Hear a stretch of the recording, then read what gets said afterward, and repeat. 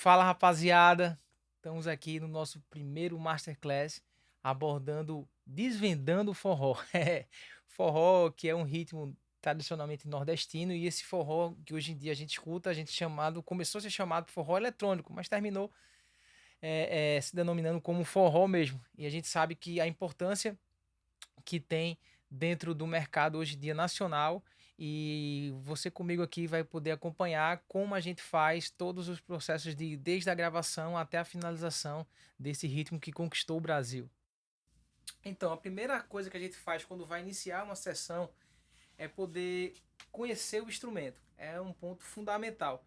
E para isso a gente termina batendo um papo com um produtor musical ou com o próprio músico que vai gravar o instrumento. Aqui eu convidei o Mini Boy, um grande baterista aqui da nossa cidade. Aí galera, tudo bom? Meu nome aqui é o Alisson, né? Meu nome verdadeiro é mais conhecido como Mini Boy Batera aqui, como todos sabem. Eu trabalho com o artista Alan de Boa, daqui de Recife. Bom, para essa gravação aqui eu estou usando um Rontonton de 6 polegadas, feito por Hang, né? Um Rontonton de 6 polegadas. O tom da Nagano, né? De 8. Aí, aqui E já esse tom você trouxe de outro. esse é o tom de outra bateria, né? De outra bateria. Porque a configuração dessa. O som da bateria da configuração, essa é uma Superstar Tama, uma Superstar, né? Uma Superstar da Tama. A configuração dela é essa, 10, né? 12. Legal saber isso. Sub de 14 e 16. Entendeu? Não tem 8, né? Ela não tem 8 da Tama em si, né? Pronto, aí eu acrescentei um tom de 8. E o forró pede que tem um tambor de 8, né? Isso, que tem esse tom. Legal saber disso. Junto essa conversão, né? 6 e 8. Aí fica essa combinação de afinação legal. E o bombo é de 22, né? Geralmente a turma usa bombo de 20, né? Tanto em show, assim, mas assim, pra gravação eu prefiro mesmo, eu gosto do bombo 22. E uma dica que você pode dar, assim, vamos supor que o cara não tenha esse setup completo, não consiga ter. Qual seria mais ideal? Ter um rontontom e o de 8, ou pular pro 8, ou tirar o de 16 ali? O que é que você pode dar de dica para quem não tem esse setup tão grande assim? Geralmente no show em si, você ter um de 6, um rontontom de 6, um de 8 e um de 10. E o Sud 16. Esse aqui, acho que não complementa nem tanto. Nem tanto, né? Mas o fundamental para tirar o som de forró. Para tirar um show de forró é um tom de 6, de 8, um tom de 10 e um surdão. Legal, né? É bom saber isso. E o caixa em si, para forró, muita gente hoje está usando de 13, 14, né? Uhum. Tem vários estilos, né? Mas o característico de forró é o de 10, é o de 10, né? De 10 polegadas. Que é aquele sonzinho de cachorro, né? É aquele cachorrozinho, é isso mesmo. Aquele som da pisadinha, né? Mesmo, paredão, né? Uhum. Esse é o som do caixa, né? Uhum. Para efeitos, eu já não gosto de usar um de 10, eu gosto de usar um de 14. Que mais grave, né? Mais gravão, pá, para dar aquele efeito legal. Aí eu uso um caixa de 14, né? E o pessoal os bateras começaram a já, porque quando eu comecei a gravar no forró, a gente fazia o efeito, né? A gente terminava fazendo o efeito na própria caixa. Só que eu acho que, musicalmente falando, o técnico terminava esquecendo o ponto, né? Certo. Isso. Então começaram a criar isso e colocar um caixa exclusivo para fazer o efeito, né? E até porque fica sonoridade diferente, né? Não fica igual ao fica sonoridade diferente. Fica bem legal, né? É legal isso. É tanto que o técnico que eu trabalho lá na banda, eu trabalho com o artista do Alan de Boa, ele diz, Mini Boy, tu usa sempre o caixa de 10 para a batida e o de efeito.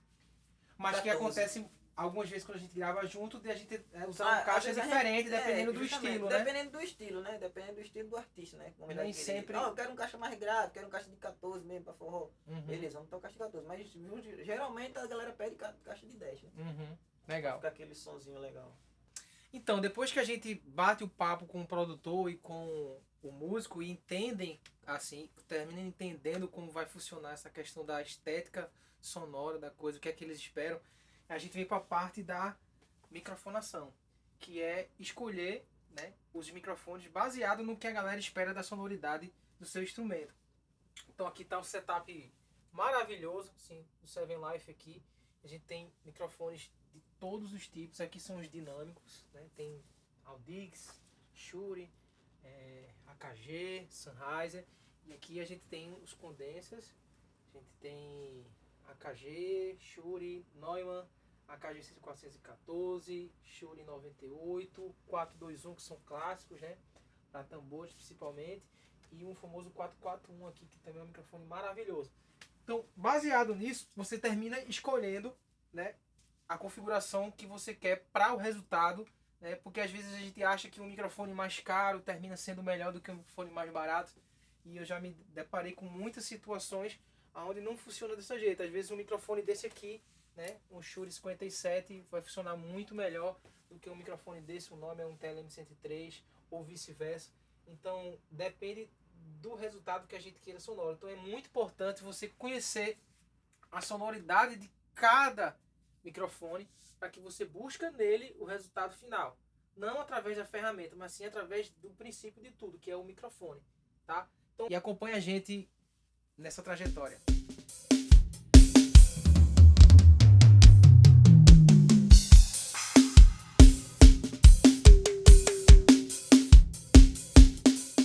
Depois da microfonação, cafezinho, que é estúdio. Sem café não é estúdio, né, Léo? Com certeza. Então, a gente terminou de microfonar aqui a batera.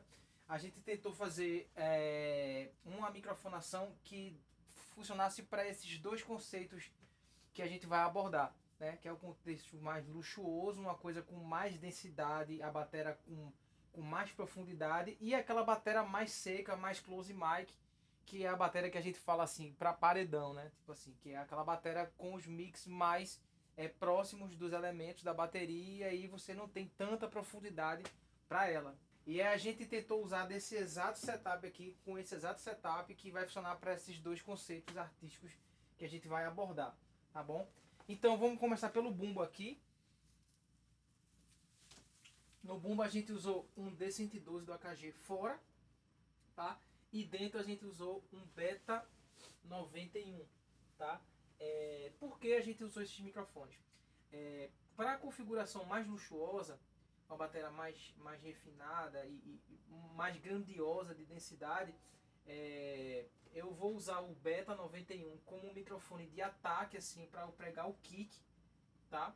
Vou cortar os graves dele, e esse microfone de fora vai ser um microfone que eu vou trabalhar para ele ficar um pouco mais orgânico. Então eu termino misturando o som do mic de dentro com esse mic de fora para chegar na sonoridade do microfone do bumbo que eu preciso, tá? Nos tambores aqui, ó, a gente usou o Sennheiser 604, que é um microfone que pega direto no clamp aqui, direto no tambor. Então, termina meio que essa ressonância que fica rolando no tambor também faz parte do som da bateria para esse tipo de estilo musical, tá? Às vezes eu uso o 421, mas como a gente vai utilizar esses dois tipos de sonoridade, que é para o ao vivo e para vamos dizer assim, para música autoral, vamos dar um exemplo. Então a gente fica mais coerente a gente trabalhar com esse mic, tá? Então todos os tambores foram feitos com 6 em 4, tá? O caixa aqui, pega aqui, Léo. O caixa, eu botei um SM57, tá? Se você perceber direitinho, ele tá bem perto aqui do miolo da caixa. Por que eu fiz isso? Porque eu não poderia colocar ele um pouquinho mais fora. Quanto mais fora eu colocar, mais harmônico ele vai pegar. Aquele tu, tu, tu. E para forró, como o caixa já tem muito essa ressonância, então quanto menos eu pegar essa ressonância, melhor vai ser depois para obter o resultado que a gente precisa para a sonoridade musical que a gente está fazendo.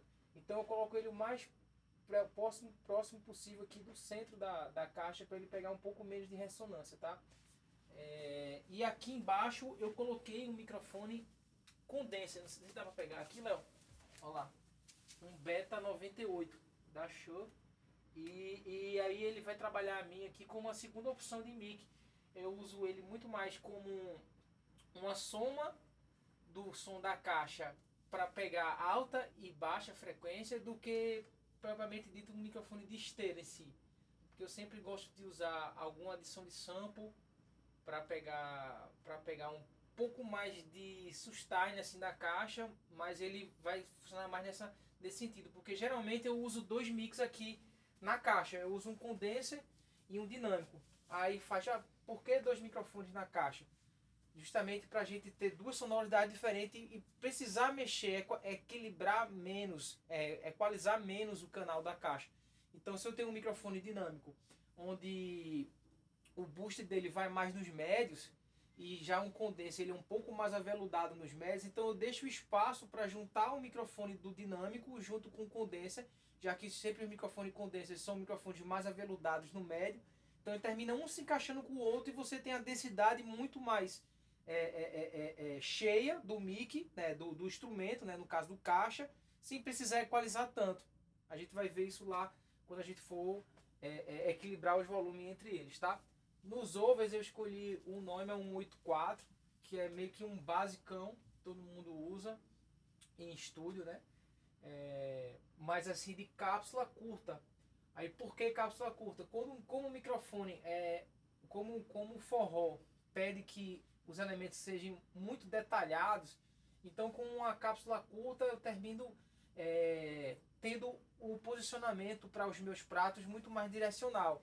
Então pego menos o som da bateria como um overhead, entendeu? Muitas pessoas se confundem achando que overhead é o som de prato. O overhead está falando por cima da bateria, é como se fosse o som total da bateria. Mas nesse caso aqui a gente está microfonando para ele ser mais um microfone de prato. Então por isso eu preferi pegar ele e colocar mais próximo e microfones com a cápsula mais curta para poder saber direcionar diretamente para o prato e pegar um pouco menos de vazamento da bateria e pegar mais o prato, tá? Do que colocar tão distante.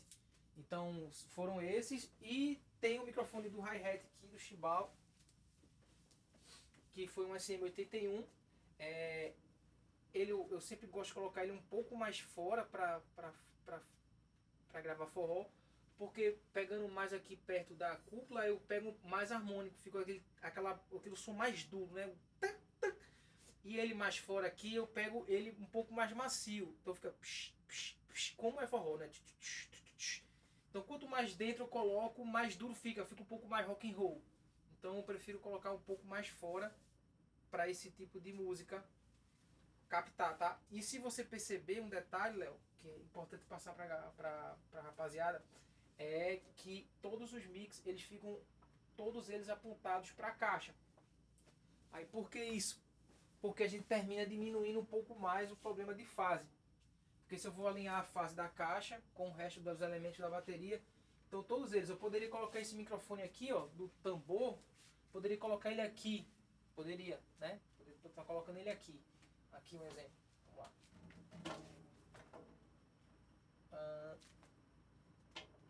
Olha lá. Poderia estar colocando ele aqui, né? Dessa forma aqui.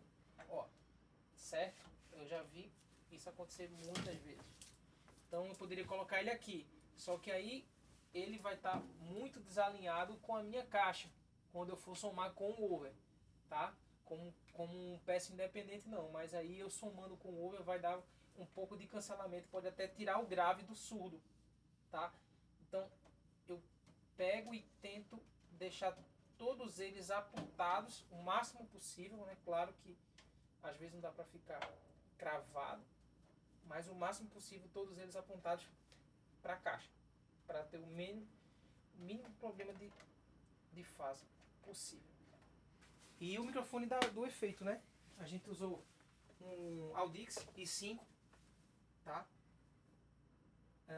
Esse microfone é bem parecido com o Shure, o SM57, mas ele tem um pouco menos de médio. E aí, ó, o detalhe também legal para mostrar pra galera, deixa eu arrodear aqui. O detalhe é que já nesse aqui eu fiz o contrário da caixa, de vez eu querer que o som fique um pouco mais com menos ressonância aqui, eu já coloquei ele bem distante, então eu coloquei bem perto já aqui do anel da caixa, né, ó, para poder ele pegar o né, ó. Então eu peguei ele bem próximo aqui do anel já para ele pegar mais ressonância, já o processo, o efeito inverso dessa caixa aqui, que tem bastante ressonância, até que tá com fita um pouco menos, talvez até peça para ele tirar. Mas é isso, tá? Então esse foi o set que a gente usou. Ainda eu esqueci aqui, tem um microfone da sala, que pra mim é um dos principais. Vamos ver lá.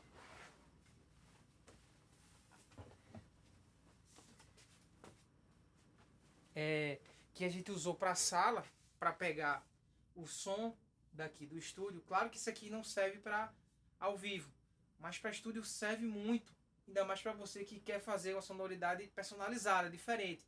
A gente sabe que a maioria da galera quando grava grava tudo com close mic, assim, botando peça por peça, e se esquece que nem todo mundo quer ouvir o som tão seco. A gente quer misturar um pouco do som do orgânico. Então eu gosto de usar esse microfone para poder ter uma sonoridade orgânica, como se esse microfone meu aqui fosse o único som da bateria que eu tivesse. Eu sempre, quando vou timbrar ele, eu timbro ele mutando todos os outros e como se fosse o meu único mic. Então eu tento equilibrar o máximo possível para ele ficar como o som da bateria que eu fosse usar, e depois eu vou chegando ele junto com os outros mix para poder ter um pouco de sonoridade processada. Esses mix vão ser bem processados, bem equalizados e comprimidos, porque forró precisa de muito punch e com muita intensidade dos elementos. Mas aqui eu vou tentar deixar o som da bateria, vamos dizer assim, mais folgado e mais orgânico possível, tá? Então é isso. Então a gente vai trabalhar com esse setup para chegar num resultado legal.